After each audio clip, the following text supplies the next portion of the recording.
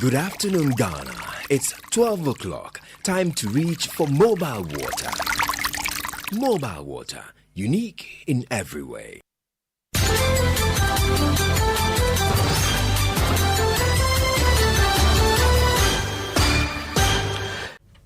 "30 years of joyfulness." Hello, good afternoon, and welcome to the Midday News.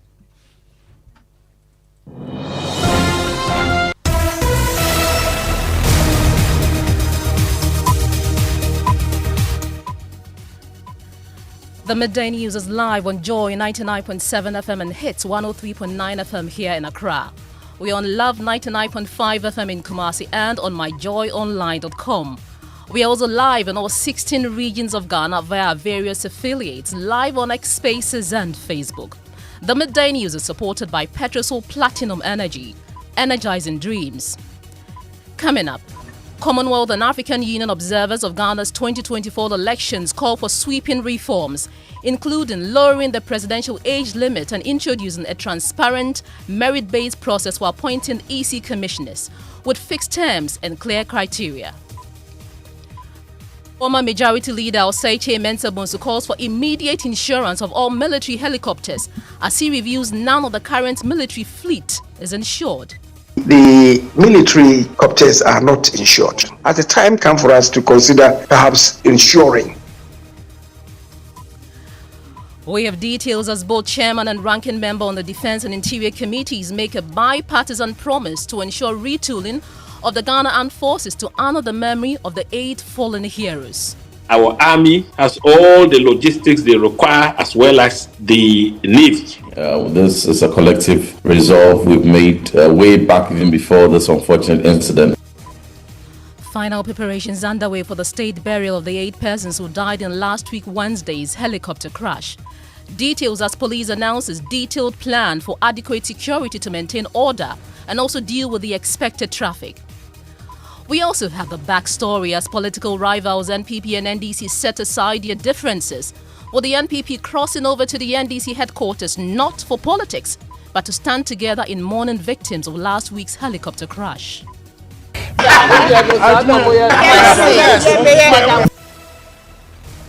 In sports. Well, the world's most famous football competition, the Premier League, is set to start tomorrow amidst a raft of new regulations. What are these regulations? We'll tell you in a bit. Plus, we'll bring you the unconventional training methods of Arsenal manager Mikel Arteta, who is putting his players through sessions in complete darkness to sharpen their predatory instincts ahead of the 2025-2026 Premier League season, which kicks off tomorrow. These and more with me, Ofori. This is Joy News, independent, fearless and credible.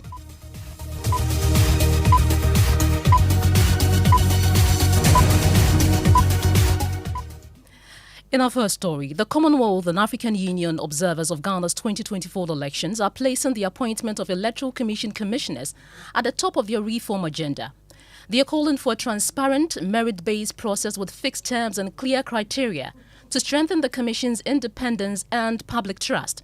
In a joint compendium of recommendations, the group also called for urgent action on lowering the age eligibility for political office, securing sustainable funding for the EC, introducing comprehensive political party financing laws, and intensifying measures to prevent electoral violence. More in the following report. Both the Commonwealth and African Union missions say Ghana's youthful population is locked out of leadership. They want the minimum age for presidential candidates cut from 40 to 35, and similar changes for parliamentary aspirants, opening the door for fresh, innovative leadership.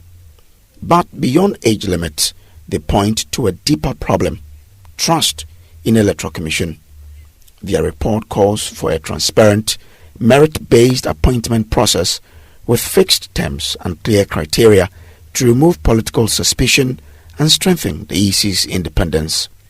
They also warn the political control over EC funding threatens timely election preparations. Their solution: a sustainable, non-political financing model that ensures the Commission can operate without budget delays or interference. Security was another focus. They recommend full enforcement of Ghana's vigilantism law, more trained officers at coalition centers, and stronger peace-building programs to diffuse tensions. And to clean up Ghana's politics, they propose a sweeping campaign finance law requiring full disclosure of political donations, placing caps on spending, and even exploring public funding for parties. The 2024 elections, Ghana's ninth since returning to multi-party democracy, was peaceful, but came amid economic hardship, public distrust, and fears of unrest.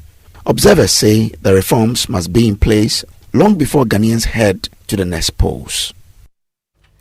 Well, joining us now was Programs Director at the Center for Democratic Development in charge of election security, Paul Mensah-Brampa, for more on this. Good afternoon and thank you for your time on the Midday News. First of all, what do you make of the Observers Mission's call for, of course, a transparent, merit-based appointment process for EC commissioners? And if you agree, how should this be approached? Good afternoon. Let me say a very good afternoon to our listeners. I can say it's been repetitive. When you pick most of the Observer Mission reports, especially from 2012, since I joined the CODEO Security Sector Election Observation Group, we've had some of these independent purging of politicians from top positions of election management bodies. And let me also say, not only peculiar to Ghana, these recommendations have been made across some of African countries, especially by the African Union. And I say it's a good call because don't forget, we always say that every opposition political party has an issue with the elections management body. It's because mostly of the appointment of the top notch of the EC officials, especially in the last two appointments and the circumstances leading to the appointment. So I believe it's a good call that we have to put into our reforms. Well, Mr. Brampa, they also talk about, reforms to the EC appointment process. How do you think that this should be structured to, of course, guarantee independence and public trust, regardless of which political party is in power? There are so many processes we can adopt. There are operational processes, there are legal processes, and there are structures that we can put in place. The operational processes, as CODEO has been making in its post-election review workshops, is building broad consensus, allowing stakeholder input into the process. And when this happens, that would mean that if the president hints of a name, the president will allow some time to receive papers, recommendations, comments on the set person before he goes ahead to appoint the person, in addition to advice from the Council of State. That's the operational process. This is because not until the law is amended, we cannot talk of legality. But now that we have the opportunity of the ongoing Constitutional Review Committee's work, then we can propose a structure within the legal framework that can come about. For example, in Seychelles, they have independent appointment authority for all top positions, including the Electoral Commission in the country. So we can also establish a similar authority that will take care of the appointments. In places like Kenya, when they are appointing their top security officials, they go for open advertisements where people who qualify apply. So there are so many strategies and approaches that we can adopt to ensure that we win off the political hands for direct appointment of EC chairs. Okay, so you're proposing an independent appointment authority, but another issue that came up was the enforcement of the vigilantism law to curb election-related violence. How effectively do you think this can be implemented ahead of the next polls? I've always commented on this, and I said I'm disappointed. I'm disappointed because of the work we put in 2019, based on the Ayawaso West Wagon by-election and the efforts all stakeholders came together to put in developing various documents. It's not only the Vigilance-Related Offences Act 999 that was developed. The National Peace Council, through a mediation platform by the NDC MPP, which myself, I was one of the technical advisors to the committee, also developed a code of conduct to regulating political party behavior and a roadmap to disbanding political vigilantism. When you look into the Vigilantism Act and the Code of Conduct, one of the aspects is that the political parties were expected to disband their vigilante groups and submit report to that effect for people to know that they have been disbanded. None of the political parties did that. I said ahead of 2024 elections that we shouldn't deceive ourselves that vigilante groups have been disbanded. Probably we're not going to see them in their usual paraphernalia, wearing T-shirts and doing bats in pickups. Mr. Paul Brampa, Programs Manager at the Center for Democratic Development in charge of election security, thank you very much for your time on the Midday News. Meanwhile, convener of the President at 18 movement, Ernesto Yeboah, has welcomed the call for the presidential age limit reduction from 40 to 35, but wants more. It's a welcome news by all standards. Frankly, it's long overdue. But question is, why not 18? At 18, we have a right to vote. At 18, one could enlist into the army and go and die for the country. If we believe that an 18-year-old is capable of intelligently identifying who a good president could be, why can't that 18-year-old also have the opportunity to present himself or herself for high public office? After all, it's the people who are going to vote.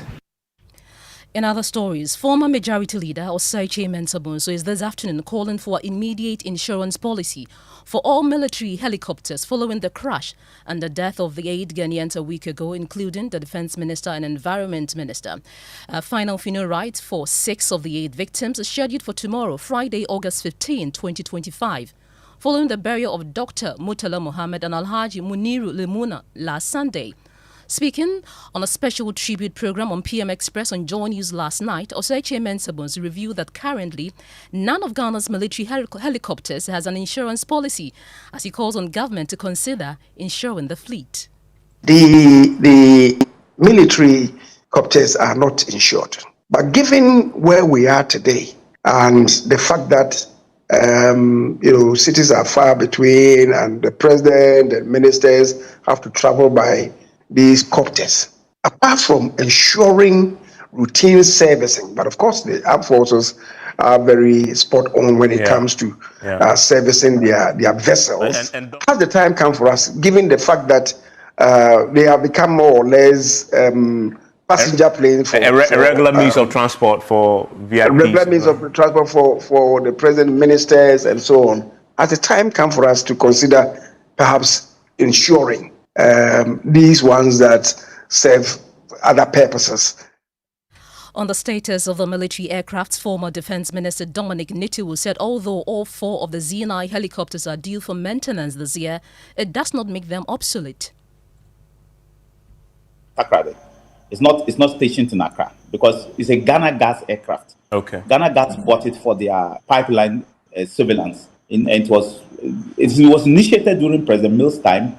But then on 23rd of September 2015, President Mahama actually commissioned it for the Ghana Armed Force to be using. So literally, anytime, for example, they're servicing, the Ghana Gaza will give the MOD, which is Ministry of Defense, the money to do the servicing and all the kind of things that they need to do and make sure it's done. In fact, those aircrafts are due for servicing this year, but they are still allowed to fly anyway. But this year, they will take the 3 that are left to go and do the service. And one actually had a problem in 2019 or 2020 en route from Daboya in the north to Tamale. Okay. My military generals were on it. It came down just like how this one came down, but this all survived. We left that aircraft because it was, I wouldn't say a write-off, but it was badly damaged. So this is not the first time it has happened, but we made sure that we kept all of them in good shape. So, but that's a different story altogether. You hear the former Defense Minister Dominic Nitiwu. Meanwhile, leadership of the Defense and Interior Committees in Parliament have made a bipartisan commitment to ensure the retooling of the Ghana Armed Forces in honor of the 8 fallen heroes. Listen to Chairman of the committee, James Agaga, and the ranking member in Team Fojo. The best way we can remember Umani is to ensure that that vision is not shattered. Yeah. Whoever chosen to replace Dr. Umani Puama must continue with that vision so that our armed forces is able to fly our army has all the logistics they require, as well as the navy. Mr. Ntimfojo, does he have your support in this, in ensuring this retooling in ultimate memory of Omani Boama? Yeah, very much so, Evans. My chairman, Honorable Agaga, has the full support of myself and all members on the committee. This is a collective resolve we've made way back even before this unfortunate incident. You have the Chairman of Parliament's Defence and Interior Committee, James Agaga, and the ranking member, Reverend Ntimfojo.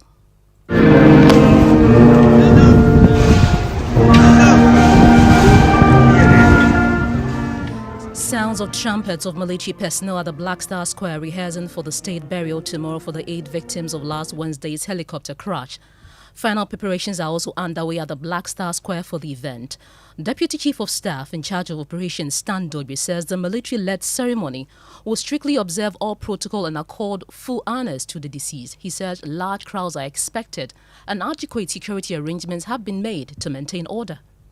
All institutional tributes from the various institutions that our departed comrades work with or associated with will be read during the pre-burial period before 9 o'clock.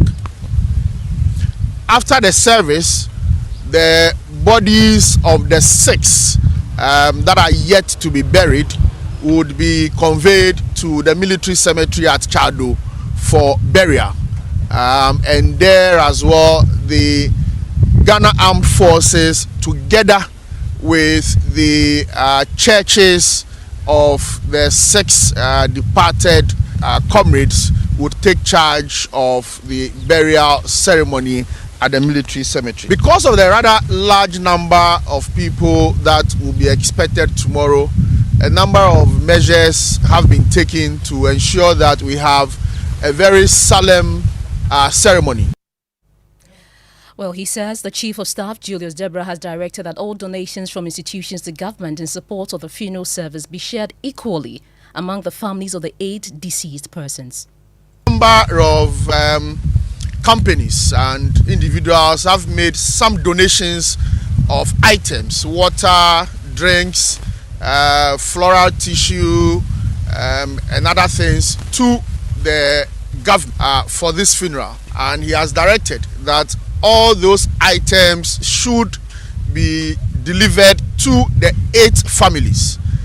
So right from this morning, we're beginning the distribution of the items that we've received from a number of companies. We'll be handing them over equally to the 8 families that lost their loved ones in the Wednesday, August 6th disaster.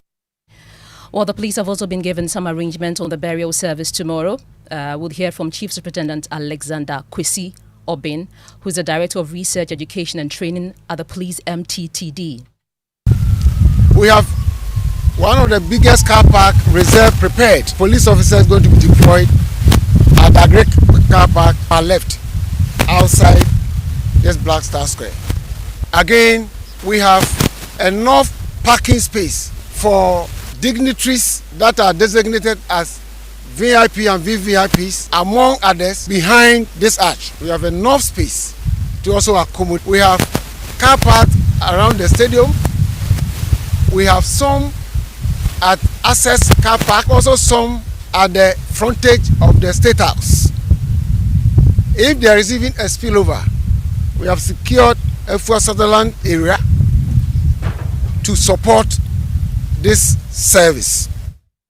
You hear that Chief Superintendent Alexander Kwesi Obin, and he's the Director of Research, Education and Training at the Police MTTD. Now, there is more on that, and my colleague Fred Smith joins us in the studio. What more is the police saying with regards to tomorrow's burial? In addition to the parking arrangements they've made, they're saying that some roads are being closed as well. The 28th February road from SEPS traffic light intersection to the Castle Road junction, that will be closed.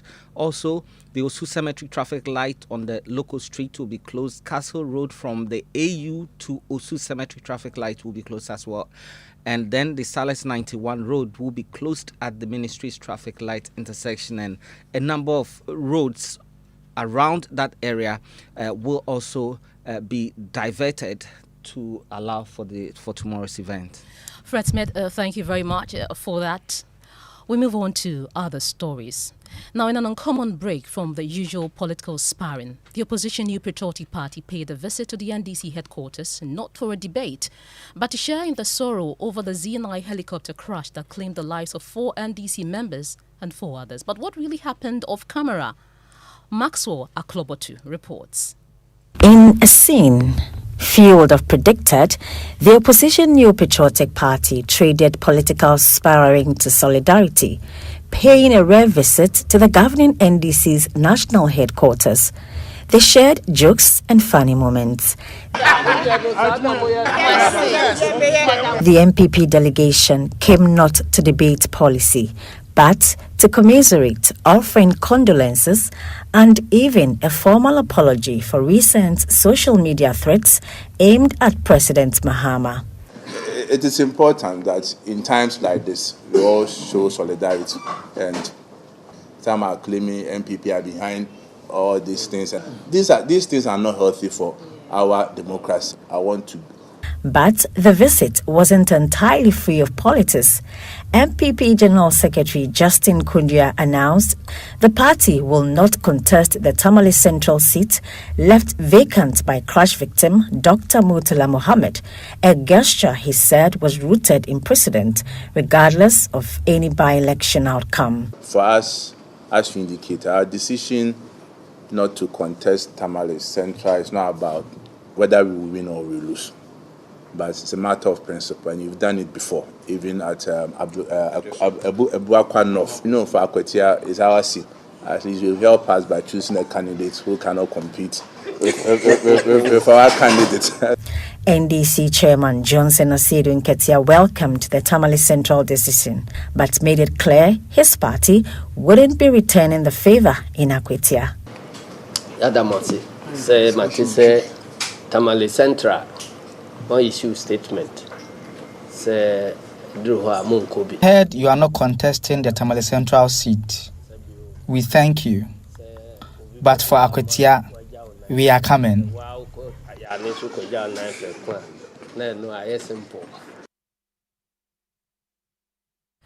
You heard Maxwell Aklobotu's report read by Hannah Odami. This is the Midday News. Still to come, will bring you the unconventional training methods of Arsenal manager Mikel Arteta, who's putting his players through sessions in complete darkness to sharpen their predatory instincts ahead of the 2025-2026 Premier League season, which kicks off tomorrow.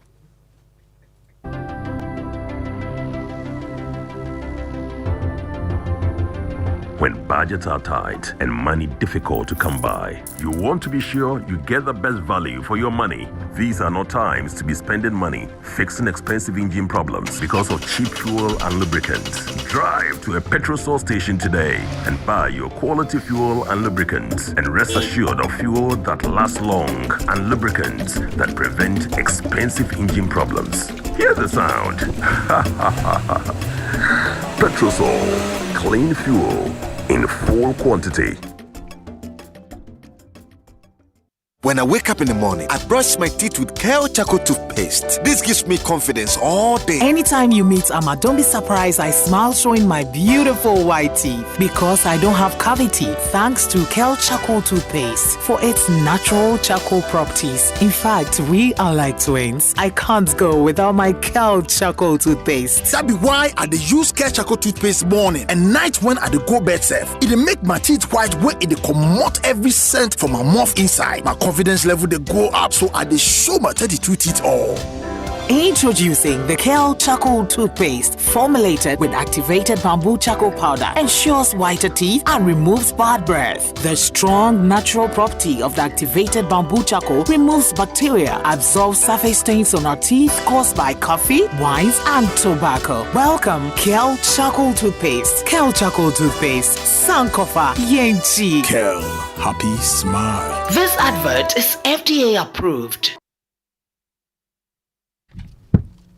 You're welcome back to the Midday News. It's time for sports, and Achu is smiling. He was the latest in the world of sports. Well, the Premier League that we all love begins tomorrow with Liverpool taking on AFC Bournemouth at Anfield. It is expected to feature one of 3 changes being introduced by the Professional Game Match Officials Limited. The first of those is the rule change for goalkeepers because they can no longer keep the ball for more than 8 seconds. Otherwise, they will be punished with a corner kick awarded to the opponents. Until now, the law had been that 6 seconds and the punishment of an indirect free kick, but it was barely applied. Also, only captains will be allowed to approach referees during Premier League matches this season. Yellow cards can be shown to players who approach officials without permission and behave in a disrespectful manner. Now, if the captain is a goalkeeper, a team can provide an alternate player before kickoff. Now, referees will also have to explain VAR decisions to fans inside the stadium. Here's Howard Webb, who's the chief refereeing officer of the PGMOL.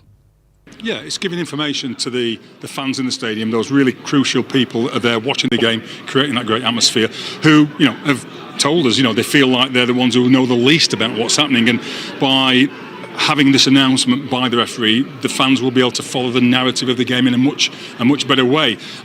We've trained the referees hard so that they're able to confidently deliver those messages, which will basically give the information to the fans, obviously to the players and coaches as well, about what the referee has seen at the screen, what the decision is being changed to. We've seen it working well elsewhere, and we think it's going to be a useful addition in our drive continuously to give information to the fans. We do it on TV where we can, and we're now going to do it in stadium as well. Yeah, that was the chief officer of the Professional Game Match Officials Limited, Howard Webb. Thank you very much, Christian Achu, for the latest in the world of sports. Now let's talk about Arsenal now. So what if the key to winning was not just hard work, but rewiring how you think, feel and react? Arsenal's Mikel Arteta believes success is built on the mind before it's won on the field, and he has proven it with training in complete darkness, yoga for agility, and even cuddle sessions with a golden retriever. In the following report, we'll look at Arteta's unconventional approach to improving his team's mentality for winning. I had it once at Anfield that the game was going there, and suddenly I could only see red shirts. At the club's training ground, Arteta has ordered some sessions to be held in total darkness, forcing his players to track the ball like predators hunting in the night. The aim: sharpen focus, heighten awareness, and build trust in instincts. It's all part of his We Can Do It initiative, a program designed not just to improve physical ability, but to strengthen mental confidence before the new season. Players are also taking part in yoga sessions to loosen their hips, and in perhaps the warmest twist of all, spending half an hour after training snuggling with Wayne, the club's official dog, to promote calmness and emotional balance. Boys, mentally we start to play the game now, okay? We are at Anfield. Arteta is no stranger to unconventional methods. In the past, he's pumped samba music through the speakers before a Champions League match against Dynamo Zagreb, blasted You Will Never Walk Alone at full volume at training before a trip to Anfield. He believes that mood, mindset and environment can be as important to victory as tactics and fitness. And while these methods might sound far removed from everyday life, the lesson is clear. Success often belongs to those willing to train differently, think differently, and prepare for challenges in ways others might overlook. Just as a footballer learns to control the ball in the dark, anyone can learn to thrive in unfamiliar territory, because in the game of life, as in football, the best wins often starts in the mind. Mentally, we start to play the game now. And it's time for what's trending on social media, and Adobe Asarit here. Hi, Pearl. So the first on the chopping board is Tottenham Hotspurs. So they lost to PSG in the UEFA Super Cup yesterday, and it was quite interesting and sad because these were people who were leading. As at the 70th minute, they were 2-0, only for PSG to just come and overtake them. So they are being showed a lot on social media here and there. But another reason Spurs is trending is the Kudus bit. Okay, our very own Mohamed Kudus is part of the team now, and so many people were just excited. I mean, they were not excited that Spurs lost, but they were excited that we had our very own in there. And then I'll just quickly read Eko's message. He says, because of Kudus, we'll get more Spurs fans in the next gen, same as what ACN made most of us support Chelsea. So Spurs is trending. And are you a Chelsea fan? Sort of. Thank you very much, Adobia Sari, for the latest and what's trending on social media. And that's how we end the Midday News. My name is Ofori. Thank you for your time. Good afternoon.